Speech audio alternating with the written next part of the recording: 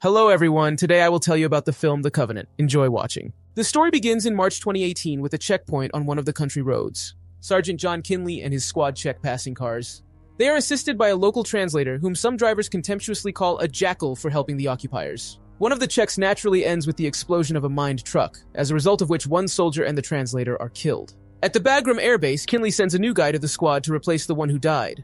The soldiers also hold a casting for a new interpreter. John takes a closer look at Ahmed, a former mechanic whom he recruits. Soon the squad sets out on its first raid to search for a Taliban cache of ammunition. Using Ahmed's knowledge of local customs, the soldiers easily enter the first suspicious house. The translator is sure that it is clean. Instead of weapons, they find an opium den. The soldiers leave. Drugs are not their specialty. Having finished cruising the streets, the Humvee returns to base. On the way, they run into colleagues who finish their inspection ahead of schedule. Not in a hurry to surrender to their superiors, the soldiers make a stop, remembering their dead colleague, but not the local translator. Kinley reports to his superiors that the sortie has yielded no results. He asks for permission to use other methods to find a workshop for assembling improvised explosive devices, but the cunning general orders him to act at his own discretion. Bypassing bureaucracy, John receives a description from a colleague of a local involved in terrorism. Taking Ahmed, the sergeant sets off to detain him. Disguised as civilians, the Americans grab the suspect right on the street. They offer the taciturn man two options to choose from: money for information or a prison suit for Guantanamo, where he will sit for the rest of his disenfranchised life. He chooses the money but asks for more. Having failed to agree with John, Ahmed pays the rest out of his own pocket. Having received the information, the soldiers return to the base, where John clarifies with his subordinate that Ahmed did not translate. It turns out that the translator kept silent about the threats against his family. The locals know him well. He used to sell heroin until the Taliban killed his son. The next day, the soldiers go to check the coordinates they received. Qadi, a local guide, suggests taking the longer route. The short ones, according to him, were washed away by the rains. However, before the fork, Ahmed asked to stop. He began to fear that Qadi was leading them into a trap. Kinley sends the fighters to the top of the hill to look around. They report that the road ahead is clear. Satellite reconnaissance confirms. Ahmed beats Qadi and threatens him with a pistol, forcing the soldiers to draw their weapons. Ahmed hands the gun to John when Qadi admits that his family is being held hostage. The fighters then report that they have spotted the Taliban, forcing Kinley to give the order to retreat. At the base, John calls his family before going to bed. Ahmed returns home, where his pregnant wife asks when they will be sent to America. The next day, the squad plans to check a second facility 120 kilometers from the base. The authorities refuse to issue helicopters, forcing them to travel by car. After 3 hours of shaking through the picturesque Afghan expanses, the soldiers arrive at an abandoned mine. The locals are loading something in barrels. After interrogating them, the Americans split into two squads and begin to inspect the site, unaware that they have already called for backup. Having discovered a weapons depot, the soldiers tie up the prisoners and take up positions while Kinley and the others climb the stairs to the top. There they find a warehouse of homemade bombs and Taliban. Having valiantly requested air support, the soldiers go inside, shooting the terrorists. Then, having mined the warehouse, they leave. At this time, the attack begins. One of the soldiers is killed immediately. Several more vehicles are approaching, covered by infantry from the top of the hill. The machine gunner and sniper shoot back, trying to wait for the aircraft, which is still 15 minutes away. When the first pickup truck arrives, the machine gunner is killed by return fire. Another shooter takes his place, while the sniper tries to prevent new vehicles from getting closer. But it doesn't work out so well. The Taliban pull out a mortar, changing the tactical layout on the battlefield. Under cover of the mines, they manage to knock out a Humvee with a machine gun and eliminate several more soldiers. The surviving Americans get to the second vehicle, but it is damaged and the Taliban keep coming. Kinley orders to capture their pickups, which the remaining four manage to do, killing some of the militants. The Americans escape in the captured vehicles, but one is hit by a mortar. Kinley and Ahmed manage to drive away, shooting back at the pursuit and calling for backup. When a tire is punctured, they leave the road and leave on foot across rough terrain. The helicopters arrive at the mine, where they count the dead as a result of the clash. Kinley and Ahmed wander away until sunset, away from their pursuers, unable to signal their own. After spending the night in the wild, John wakes Ahmed up in the morning. The base is 120 kilometers away on foot. The Taliban are catching up with them, so they need to leave, quickly and quietly. But the enemies have already picked up the trail. Descending a steep slope, Ahmed loses his machine gun. John hands him a pistol in return.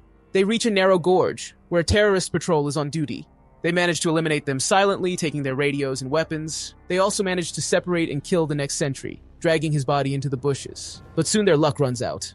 They are spotted from the slopes. Kinley opens fire, the noise of which attracts the Taliban from all over the area. They have to fight their way further, hiding in the folds of the terrain to deceive their pursuers and take a different route. Towards sunset, the survivors reach a lonely abandoned house where they stay for the night. In the morning, the fugitives will hear the crackle of a radio. The pursuers have crept close enough to catch the signal. From the negotiations, it is clear that they have stumbled upon a house. presumably their hideout. Velev prepares to retreat. Kinley goes outside. Having looked around, he receives his first wound and falls. If it were not for the order to take him alive, the Taliban would not have stood on ceremony and would have simply shot him. But as it is, the sergeant receives a wound in the leg and a knockout blow to the head with a rifle butt. And then another one, in case he did not understand right away. The Taliban drag him to a pickup truck when Ahmed appears and shoots the captives of the chief, having awarded each of his compatriots a control shot. The translator treats John's wounds, then he changes into local clothes, makes a stretcher and carries the sergeant, avoiding appearing on the roads, where it is easier for the Taliban to catch a foreigner. Approaching civilization, he hides from passing cars. Having bought a used jalopy from a local dealer for cash from John's pockets, Ahmed risks driving onto the road. Soon he is stopped by 4 armed men. Their car has broken down, and they ask for a ride. Ahmed fulfills the request, pretending that it is not him they are looking for. He is just a humble carpet seller. Not noticing the American hidden among the carpets, the Taliban leave the pickup, having reached their destination. After leaving the road, Ahmed comes across a camp of shepherds and hunters. He offers them a deal, a pickup truck in exchange for a cart and painkillers for a friend. Since the shepherds also dislike the Taliban, they agree, help carry John to the cart and give him opium and a smoking pipe to ease the pain. Ahmed continues to drag the wounded sergeant across the mountainous terrain day after day, giving him opium to smoke at rest stops to relieve the pain. Not only is the road long, but it is also difficult. Dragging a cart with a body up a mountain is not the same as rolling it along the road. But the translator, despite all the weight, continues to carry the sergeant. And soon he sees Bagram Air Base from the top of the mountain. He stops at a small market to buy water when a Taliban pickup truck pulls up. One of them notices boots sticking out from under the carpet and, lifting the carpet, sees the American's face. Ahmed opens fire with a pistol, killing 3, and engages in hand-to-hand combat with the 4th. He barely manages to strangle the militant as the American military appears. The story moves forward 4 weeks. John Kinley is recovering in the hospital under the strict supervision of doctors. 3 weeks later, he is discharged and sent home to California.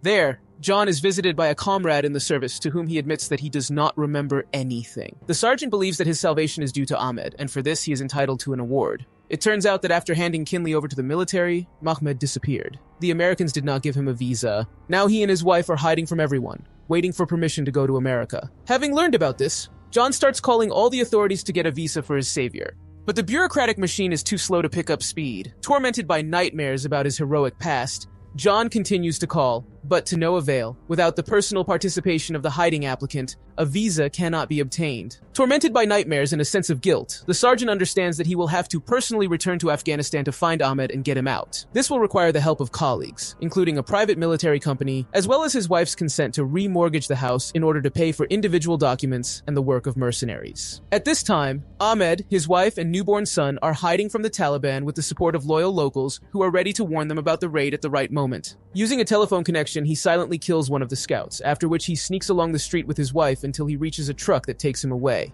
Reminding his colleagues that they also owe him, Kinley is going on a rescue mission. He arrives at the Kunduz Air Base where he is met by Parker, the head of a private military company and a true patriot with burning eyes, standing for the American stronghold. Parker says that he contacted Ahmed's brother and knows where he is hiding, but now he cannot send people after him. An order has come from above for a more important task. He offers to wait a couple of days until the mercenaries are free, but Kinley insists on adhering to the agreement. Parker offers a compromise. John himself will go after his friend, and when he finds him, he will call a helicopter and they will fly in for him. The sergeant is impatient, so he gets equipment from the mercenary and sets off. Checking the map along the way, the former soldier almost gets caught by the Taliban. Soon Kinley gets to the city where Ali, a drug dealer and Ahmed's brother, runs a store. He warns that it will be problematic to take his brother and his family out in a clean car, and offers to use his truck with a personal driver. Ali is a drug dealer under the protection of the Taliban, so he has a pass through their checkpoints. John agrees and, hiding in the back, drives towards Ahmed. The truck successfully passes the first checkpoint. But later, other Taliban stop the car to personally inspect it. The driver's attempts to negotiate are unsuccessful, and John, hiding among the cargo, has to shoot the militants. They throw the bodies into a ditch on the side of the road, unaware that they are being watched from afar from another car. Having warned the Taliban leadership, the spy follows the truck. In the morning, the truck arrives in a small village. John sees Ahmed working as a mechanic, after which he calls Parker on a satellite phone to discuss the evacuation, who says he will fly to the dam 2 kilometers from the village. Kinley has 2 hours to get there with Ahmed and his family. John goes to his savior to tell him that it is his turn to save Ahmed and his family.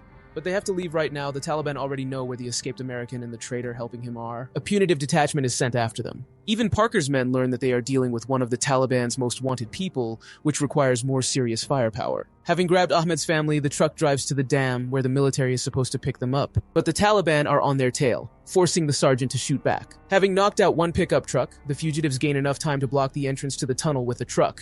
Having blown up the car with a grenade, they continue on foot, forcing their pursuers to do the same. Ahmed and John exchange fire as usual while the Taliban bring their vehicles up to the dam. The number of pursuers keeps growing. John suspects that the rescue operation went wrong at some point, but then a cannonade of large-caliber lead rains down from above. Parker has brought in heavy aircraft. After firing, the plane leaves for the airfield, and mercenaries arrive from the other side of the dam to cover the retreat. John, along with his rescued friend and his family, flies by helicopter to the airbase, from where they will be transported to America along with visas and new documents. The film ends with an informational note under the archival footage. In August 2021, American troops left Afghanistan after a 20-year military campaign. Within a month, the Taliban completely seized control of the country. More than 300 translators and their families were executed. Thousands more are still in hiding.